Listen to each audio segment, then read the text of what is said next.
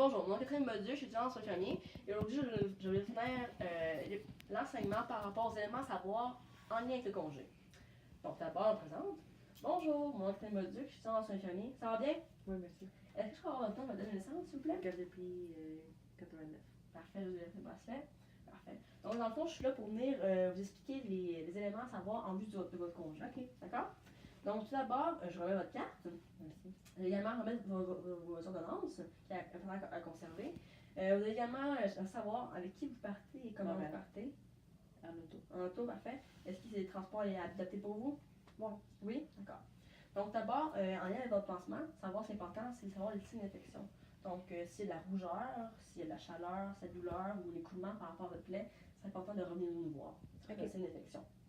Également, pour savoir au niveau de l'hygiène, c'est important de bien respecter. Également, pour le traitement du retrait des agrafes, en lien avec votre pansement, c'est important de passer au CLSC, à date qui est indiquée dans votre papier. 14 jours. D'accord? OK. Sinon, pour votre plaie, c'est important de bien la soutenir lors de votre mobilisation. Pour pas que votre plaie, que les lèvres de votre plaie se défassent l'une de l'autre. OK. D'accord? Sinon, pour ce qui est du drain, comment le vider? Dans le fond, on le vide dans un contenant pour bien mesurer la quantité. Puis on vide la quantité dans le contenant, puis on le désamorce en appuyant dessus. Ça va le repartir, dans le fond. Puis c'est important aussi de savoir la couleur, l'odeur, si la couleur change, si l'odeur change. Pour ce qui est ensuite de la douleur, vous pouvez soulager votre douleur au niveau de votre plaie avec de la glace, des anti-inflammatoires, des Tylenol en faisant une co-analgésie ou également des opiacés. Dans le fond, vous allez avoir des ordonnances qui sont en lien avec ça. D'accord? Le pharmacien va vous expliquer ça. Sinon, pour ce qui est de l'alimentation, ça va avoir une alimentation riche en fibres, avoir une bonne hydratation, avoir des bonnes sources de fer, avoir, si vous tenez compte de vos restrictions, c'est également important d'avoir des suppléments de calcium si vous en avez besoin. OK? Sinon, des activités, de poursuivre l'inspirométrie que vous faisiez pendant votre hospitalisation. Également, d'aller graduellement dans votre activité, pas trop brusque. Sinon, prendre en compte les charges que vous ne pouvez pas soulever pendant également. Puis, respecter les mouvements, dans le fond, qui ne sont pas à faire en lien avec votre prothèse totale de la hanche. Je vais vous les dire ensuite. Quel mouvement est à proscrire. D'accord? Sinon, on va favoriser des exercices qui sont seulement autorisés. OK. D'accord? Sinon, pour ce qui est de l'administration des médicaments, je vais vous montrer comment faire pour sous-cutané. Dans le fond, vous avez du Lovenox à vous administrer. Dans le fond, vous allez ici, vous allez venir bien disséquer la peau. Puis ensuite, vous allez prendre à 3 doigts de votre nombril. Parfait, les disséquer. Votre serré en main. Vous pincez bien la peau. On compte. Vous rentrez l'aiguille. Vous injectez. Vous attendez 10 secondes. Puis vous relâchez la peau. Et me jetez l'aiguille dans un biorisque. OK. D'accord? Que je vais vous donner. OK.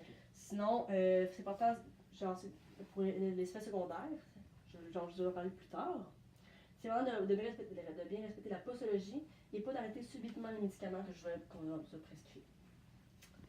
Sinon, venez nous consulter pour si vous avez de la température, de la fièvre, c'est important de nous le dire. Si, dans le fond, vous connaissez des signes d'infection, comme je vous ai dit tantôt, au niveau de la plaie, c'est également important de venir nous voir si votre douleur n'est pas soulagée par la médication. D'accord?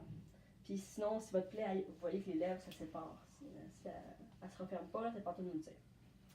Sinon, c'est important de bien respecter le suivi de soins en lien avec votre infirmière au CLSC. Okay. De vous présenter au rendez-vous. La date de votre rendez-vous est le 18 mars à 10h. Parfait? Puis, il faut bien apporter les documents que je vous ai remis au précédemment. Puis sinon, ça se peut que certaines modifications soient apportées à votre environnement, justement en lien avec votre prothèse totale de la hanche, que votre toilette soit ajustée, que vous avez une aide à la marche, pendant les premiers ajustements, qu'il y avait une pince ou de langue en lien avec les mouvements à prescrire. Puis également avoir des chaussures antidérapantes. Oui, en fait, prévenir les chutes. Sinon, en lien avec votre réadaptation, vous aurez besoin d'avoir une prise régulière d'analgésie avant de faire les exercices pour réduire la douleur qui serait possiblement existante. Marcher au moins 10 mètres. Également, pousser les talons pousser les talons lors de la marche. Puis, également pousser les talons dans le mattress pendant 5 secondes et les relâcher ensuite. Ensuite, monter 5 à 6 marches. Ne pas faire de sport contact tel que le tennis, la course ou le vélo. Ça à proscrire. On peut le faire.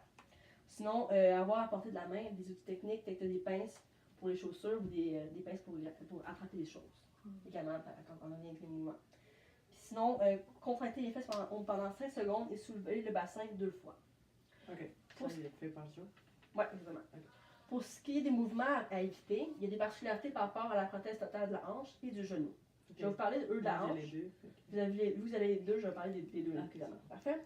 Pour ce qui est de la prothèse totale de la hanche, c'est important, on ne peut pas croiser les jambes. OK. On ne peut pas également se pencher à plus de 90 degrés. OK? On ne va pas coller les genoux ensemble. C'est pour ça qu'il va y avoir un coussin adducteur. C'est justement pour éviter ça. On ne peut pas dormir sur le ventre, malheureusement. Ni faire de rotation interne. On peut pas avoir les genoux plus haut que les hanches, que les jambes. Que les hanches. Quand je marche. Quand je marche. On peut pas avoir les genoux plus haut que les hanches. OK, ça. Hanches, d'accord? Pour ce qui est de la prothèse totale du genou, faut pas se mettre à genoux. On peut pas également se mettre un coussin sous les genoux pour réduire la douleur. On peut pas également faire de sport de contact, ça pourrait venir affecter votre prothèse. Sinon, on peut pas plier les genoux à plus de 90 degrés. Puis on peut pas faire de rotation interne ni externe des pieds. OK. Non, pas comme ça, ni comme ça. Ah. Est-ce que tout est clair pour vous? Oui, vraiment. Parfait. Mais on se retrouve tantôt. Au revoir.